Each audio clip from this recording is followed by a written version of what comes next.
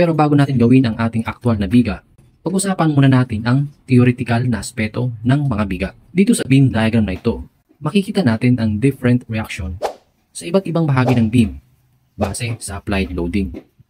Nasa red portion ang approximate locations ng zone under tension, habang sa blue naman ang under compression.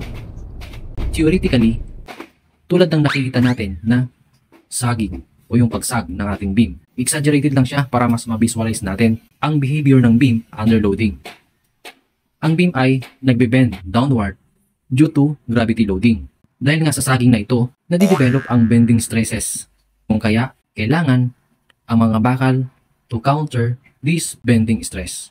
At ang dahil nga sa tensile stress na nadidevelop dito sa ating tensile zone, maaaring magkaroon ng cracks sa mga bahagi nito. Ang solusyon? Dapat mag-provide ng main reinforcing bars o ito yung ating mga longitudinal bars